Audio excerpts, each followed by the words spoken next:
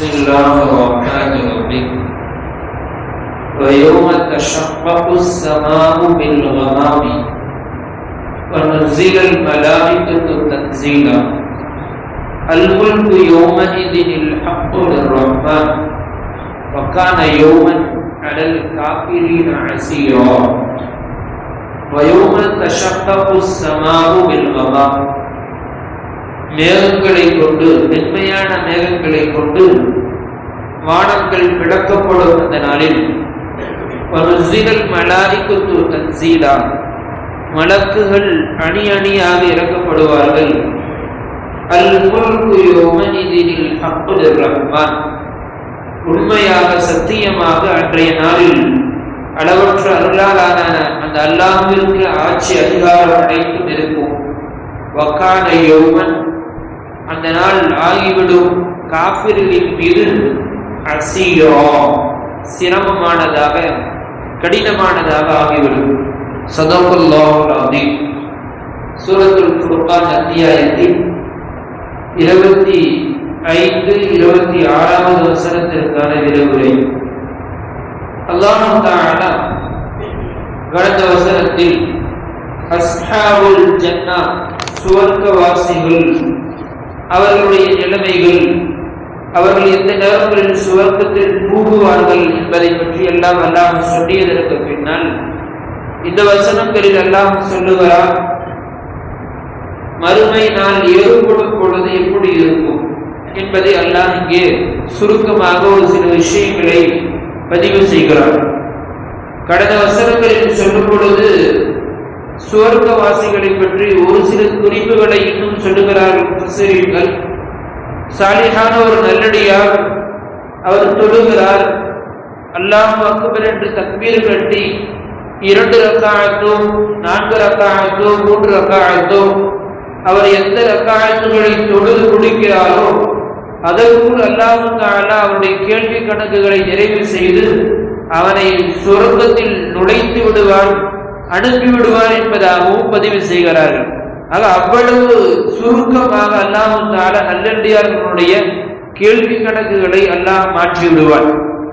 எப்படி காஃபிர்களுடைய நிராகரிகளுடைய கேள்விகளை 50,000 வருடங்கள் அளவுக்கு நீட்டுகிறானோ அதற்கு நேரெதிராக அல்லாஹ் தஆலா நல்லடியார்களுடைய சாலிஹீன்களுடைய தொழுகையாளினுடைய கேள்வி கணக்குகளை அவர் ஒரு தொழுகையை 2 ரக்காத் தொழுதால் எவ்வளவு நேரம் ஆகுமோ அதற்குள்ளால் அவனுடைய கேள்வி கணக்குகளை முடித்து அவனை சுவர்க்கத்தில் அனுப்பி விடுவான் என்பதாகவும் முஃபஸ்ஸிரீன்கள் பதிவு செய்கிறார்கள். இந்த வசனத்தில் அல்லாஹ் தஆலா சொல்லும் பொழுது கியாமத் நாள் மறுமை நாள் உருவாகும் பொழுது வரும் பொழுது அல்லாஹ் தஆலா வானங்களை பிளக்கச் செய்வான்.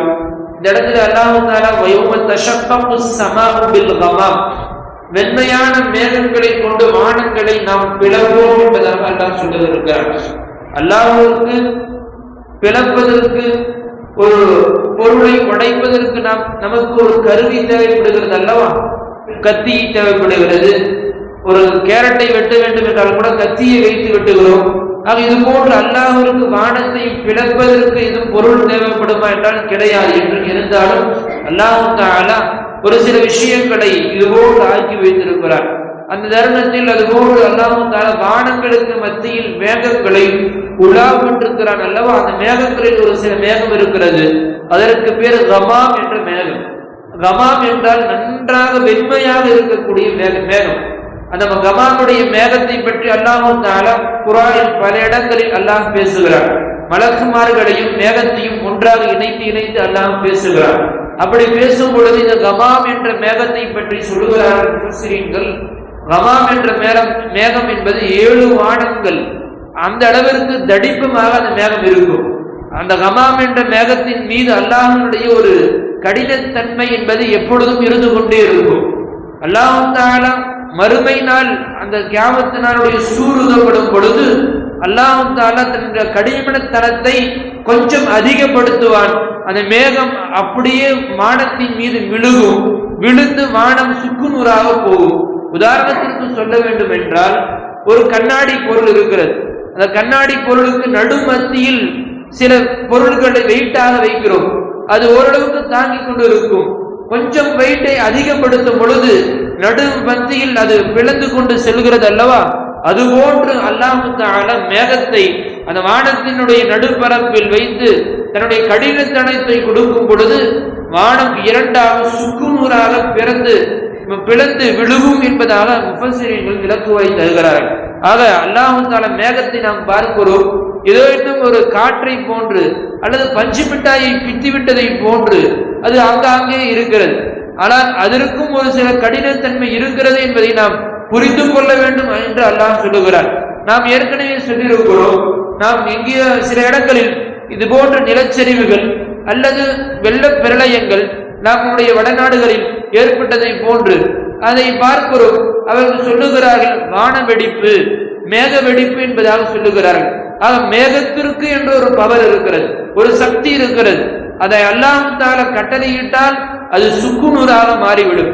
அது சுக்குநூறாக மாறி அதோடு நின்று விடாமல் அது பின்னால் உள்ள பொருள்களையும் சேதப்படுத்தும், நாசப்படுத்தும் என்பதை அல்லாஹ் தஆலா மேல் சொன்ன மேல் நாடுகளில் ஏற்பட்ட நம்முடைய இந்தியாவினுடைய மேற்பரப்புகளின் மேற்பகுதிகளில் ஏற்பட்ட இது போன்ற வான வெடிப்புகள், இந்த நிலச்சரிவுகள் எல்லாம் நமக்கு கண் முன்னால் உதாரணங்களாக இருக்கிறது. ஆக இதையெல்லாம் பார்க்கும் பொழுது அல்லாஹ் தஆலா மேகங்களை தன்னுடைய கட்டுப்பாட்டிற்குள் வைத்திருக்கிறார். அதை வெடிக்க செய்யும் பொழுது அது வானங்களையும் சிதறடிக்க செய்யும் என்பதை விளங்கிக் கொள்ள வேண்டும். அது மட்டுமல்ல, அல்லாஹ் தஆலா அடுத்த தொடர்ச்சியில் சொல்லும் பொழுது அல்லாஹ் தஆலா மலக்குமார்களை கொத்து கொத்தாக இறக்குவான் என்பதாக அல்லாஹ் சொல்லுகிறார். மலக்குமார்களுடைய வருகை என்பது ஆதம் அலைஹிஸ்ஸலாம் அவருடைய காலத்தில் தொற்று வந்து கொண்டிருக்கிறார்கள் மலக்குமார்கள். இப்பொழுதும் மலக்குமார்கள் வருகிறார்கள். நாம் சொல்லுகிறோம் காலையில் மலக்குமார்கள் இறங்குகிறார்கள். நாம் சில ஹதீசுகளில் பார்க்கிறோம் அல்லவா, என்னுடைய அடியாரை நீ எப்படி விட்டு வந்தாய் என்பதாக மலக்குமாரத்தை அல்லாஹ் கேட்பான். சுபுகை முடித்து விட்டு இரவு முழுக்க நம்முடன் இறந்து விட்டு சென்ற மலக்குகள் உன்னுடைய அடியாரை சுபுகு தொழுகக்கூடியவனாக நான் விட்டு வந்தேன் யா அல்லாஹ் என்று சொல்லுவார்கள். அதே போன்று திரும்பவும் அசர் தொழுகை வரைக்கும் அந்த மலக்குகள் இருப்பார்கள். அடுத்து ஃபஜ்ருக்கு வரக்கூடிய மலக்குகள், அந்த மலக்குகள் மீண்டும் அந்த அசருக்கு பின்னால் ஏறும் பொழுது அந்த மலக்குகளை பார்த்து அல்லாஹ் கேட்பான், என்னுடைய அடியாரை எப்படி விட்டு வந்தாய் என்பதாக. அந்த மலக்குகள் சொல்லுவார்கள், யா அல்லாஹ் அவர்கள் தொழுபவர்களாக நாங்கள் விட்டு வந்தோம் என்பதாக சொல்லுவார்கள். இது போன்று மலக்குகளின் வருகை இருந்து கொண்டே இருக்கிறது. இருந்தாலும் சில இடங்களில் அதிகமாக இருக்கிறது. நாம் நல்லடியார்களுடைய மக்பராவிற்கு செல்லும் பொழுது அல்லது நபிமார்களுடைய இடங்களுக்கு செல்லும் பொழுது இது போன்ற இடங்களில், மஸ்ஜிதுகளில், இது போன்ற பகுதிகளில் எல்லாம் மலக்குமார்களுடைய வருகைகள் என்பது அதிகமாக காணப்படுகிறது.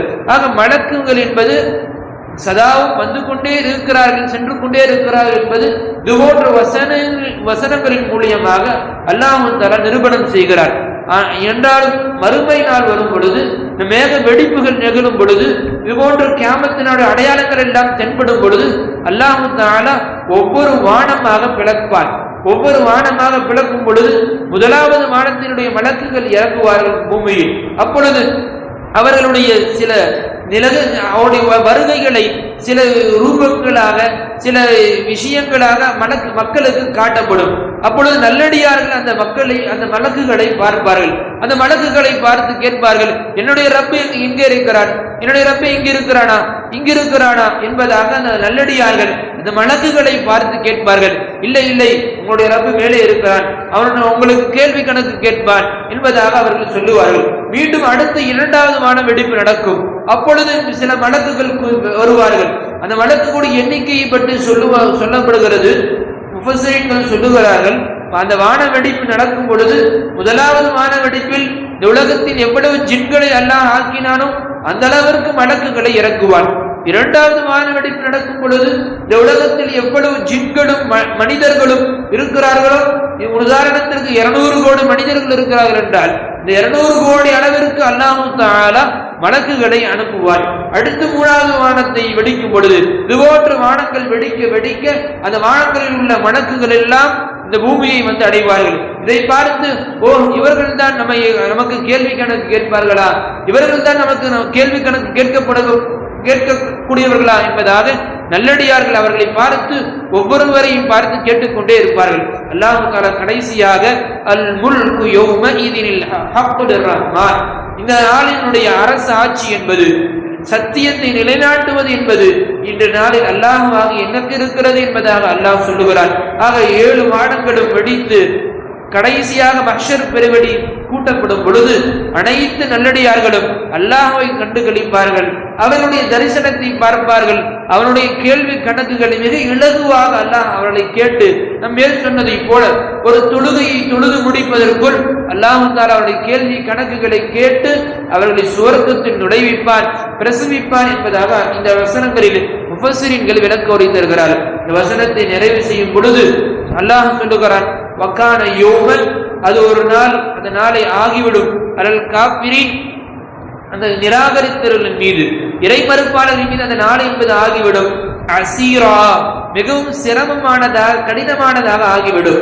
அல்லாஹ் தஆலா மறுமையினுடைய அமளித்துமல்களை பல்வேறு கோணங்களில் அல்லாஹ் சொல்லுகிறான். அதில் முதலாவது விஷயத்தை இங்கு அல்லாஹ் சொல்லி நிறைவு செய்திருக்கிறான். அடுத்தடுத்த வசனங்களில் அல்லாஹ் தஆலா மறுமையினுடைய அமளித்துமல்கள் எப்படி இருக்கும், அவர்கள் காபிர்கள் சிரமம் என்றால் எப்படி அந்த சிரமத்தை சுவைப்பார்கள் என்பதை பற்றி அல்லாஹ் தஆலா அடுத்தடுத்த வசனங்களில் கூற இருக்கிறான். வல்ல அல்லாஹ் அவன் அருளிய வசனங்களை